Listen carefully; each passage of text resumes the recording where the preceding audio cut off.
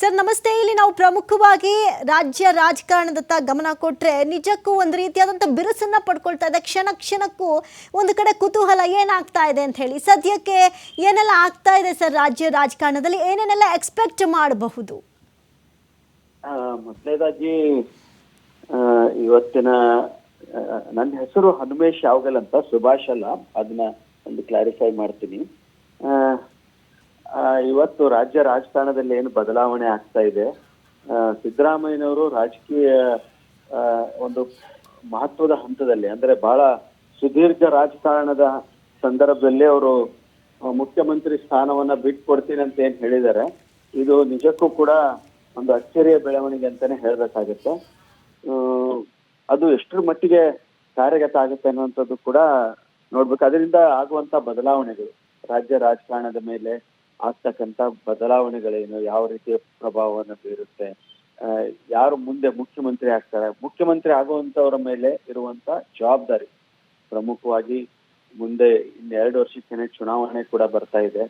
ಹೀಗಾಗಿ ಪಕ್ಷವನ್ನ ಮತ್ತು ಸರ್ಕಾರವನ್ನ ಸುಭದ್ರವಾಗಿ ನಡೆಸುವಂತದ್ರ ಜೊತೆಗೆ ಜನಾನುರಾಗಿ ಸರ್ಕಾರವನ್ನ ನಡೆಸೋದ್ರ ಮೂಲಕ ಮುಂದೆ ಮತ್ತೆ ಅಧಿಕಾರಕ್ಕೆ ತರುವಂತ ಜವಾಬ್ದಾರಿ ಮುಂದೆ ಮುಖ್ಯಮಂತ್ರಿ ಆಗುವಂತವ್ರ ಮೇಲಿದೆ. ಡಿ.ಕೆ. ಶಿವಕುಮಾರ್ ಅವರೇ ಮುಖ್ಯಮಂತ್ರಿ ಆದ್ರೆ ಸಾಕಷ್ಟು ಸಮಸ್ಯೆಗಳು, ಈಗಾಗಲೇ ಅವ್ರ ಮೇಲೆ ಇರುವಂತಹ ಪ್ರಕರಣಗಳಿರ್ಬೋದು, ಅದನ್ನ ಕೇಂದ್ರ ಸರ್ಕಾರ ಇರ್ಬೋದು ಅಥವಾ ಬೇರೆ ಬೇರೆ ಏಜೆನ್ಸಿಗಳ ಮೂಲಕ ತನಿಖೆಗೆ ಒಳಪಡಿಸುವಂತ ಸಾಧ್ಯತೆಗಳಿರುತ್ತೆ. ಅದ್ರ ಜೊತೆಗೆ ಪ್ರತಿಪಕ್ಷಗಳಿಗೂ ಕೂಡ ಸಾಕಷ್ಟು ವಿಷಯಗಳು, ಯಾಕಂದ್ರೆ ಈಗಾಗಲೇ ಡಿ.ಕೆ. ಶಿವಕುಮಾರ್ ಅವ್ರ ಬಗ್ಗೆ ಎಲ್ಲರ ಅವರ ಪೂರ್ವಾಶ್ರಮ, ಅಂದ್ರೆ ಅವರು ಜಯರಾಜ್ ರೌಡಿ ಒಬ್ಬ ಶಿಷ್ಯ ಆಗಿದ್ರು, ಈ ತರದ ಆರೋಪಗಳೆಲ್ಲ ಇದೆ. ಇಂಥ ವಿಷಯಗಳು ಹೆಚ್ಚು ಮತ್ತೆ ಪ್ರವರ್ಧಮಾನಕ್ಕೆ ಬರುತ್ತೆ, ಅದು ಚರ್ಚೆಗೆ ಶುರು ಆಗುತ್ತೆ. ಇಂಥ ಒಂದು ಸಮಸ್ಯೆಗಳನ್ನ ಕಾಂಗ್ರೆಸ್ ಕೂಡ ಎದುರಿಸ್ಬೇಕಾಗುತ್ತೆ. ಇನ್ನು ಪರಮೇಶ್ವರ್ ಅವ್ರ ಬಗ್ಗೆ ಅವರು ನನಗೇನು ಗೊತ್ತಿಲ್ಲ ಅನ್ನುವಂತ ಹೇಳಿಕೆಗಳನ್ನು ಕೊಡೋದ್ರ ಮೂಲಕ ಎಲ್ಲ ಸಾಮಾನ್ಯ ಜನರಿಗೆ, ಅವರು ಸಾಕಷ್ಟು ಕೆಲಸಗಳನ್ನು ಮಾಡಿದ್ರು ಕೂಡ ಅವ್ರ ಬಗ್ಗೆ ಜನರಿಗೆ ಒಂದು ತಪ್ಪು ಕಲ್ಪನೆ ಕೂಡ ಇದೆ. ಅವರು ಮುಖ್ಯಮಂತ್ರಿ ಆಗೋದ್ರಿಂದ ಆಗುವಂತಹ ಪರಿಣಾಮಗಳೇನು, ಮತ್ತೊಬ್ಬ ದಲಿತರಿಗೆ ಮುಖ್ಯಮಂತ್ರಿ ಸ್ಥಾನವನ್ನ ಕಾಂಗ್ರೆಸ್ ಕೊಟ್ಟರೆ ಅದು ಕಾಂಗ್ರೆಸ್ಗೆ ಪ್ಲಸ್ ಪಾಯಿಂಟ್ ಕೂಡ ಆಗ್ಬಹುದು. ಯಾಕಂದ್ರೆ ಕರ್ನಾಟಕದಲ್ಲಿ ಮೊಟ್ಟ ಮೊದಲ ಬಾರಿಗೆ ಒಬ್ಬ ದಲಿತರನ್ನ ಮುಖ್ಯಮಂತ್ರಿ ಮಾಡಿದ ಒಂದು ಕೀರ್ತಿ ಕೂಡ ಕಾಂಗ್ರೆಸ್ಗೆ ಸೇರುತ್ತೆ.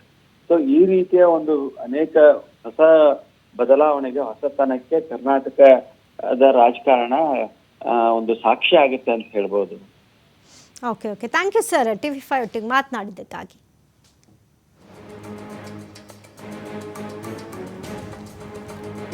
ರಾಜ್ಯ ಕಾಂಗ್ರೆಸ್ ನಾಯಕರು ಫುಲ್ ಅಲರ್ಟ್ ಆದಂಗೆ ಕಾಣಿಸ್ತಾ ಇದೆ. ಗೃಹ ಸಚಿವ ಡಾಕ್ಟರ್ ಜಿ ಪರಮೇಶ್ವರ್, ಸಚಿವ ಸತೀಶ್ ಜಾರಕಿಹೊಳಿ KPCC ಪಟ್ಟ ಸಿಗುವಂಥ ಸಾಧ್ಯತೆ ಇದೆ. ಒಂದು ಕಡೆ ಅಷ್ಟರ ಮಟ್ಟಿಗೆ ಸಾಮರ್ಥ್ಯ ಕೂಡ ಇದೆ.